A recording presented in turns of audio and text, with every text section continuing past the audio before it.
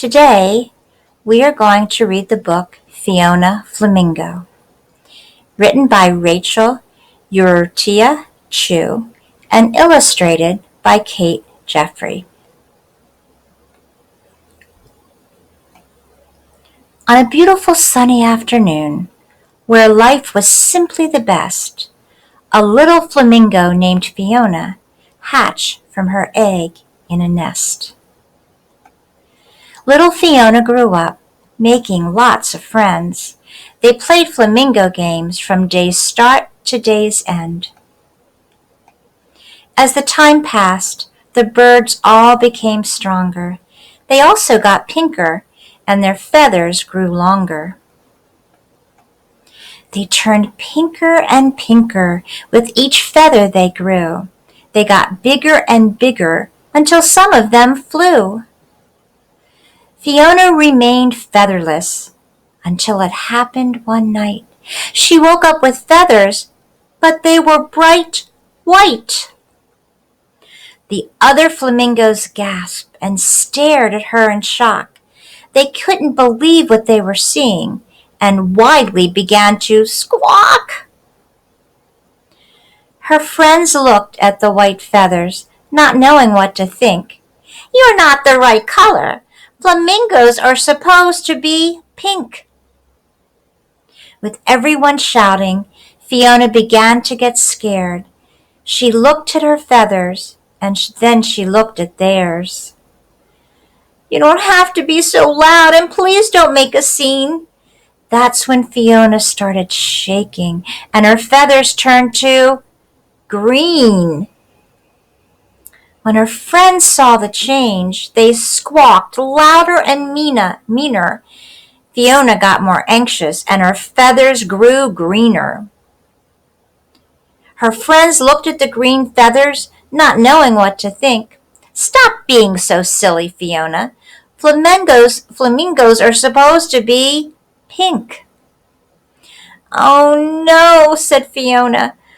"This is worse than just bad." But her friends kept on squawking, and then Fiona got mad. "You're making me angry," she jumped and furiously said. That's when Fiona started yelling, and her feathers turned to red. The flock became silent, hoping things would get better. But Fiona got madder, and her feathers grew redder. Her friends looked at the red feathers, not knowing what to think. "Don't you think you should calm down now? Flamingos are supposed to be pink." They all rushed to hug her, and now Fiona felt bad. Her anger was fading, but now she felt sad.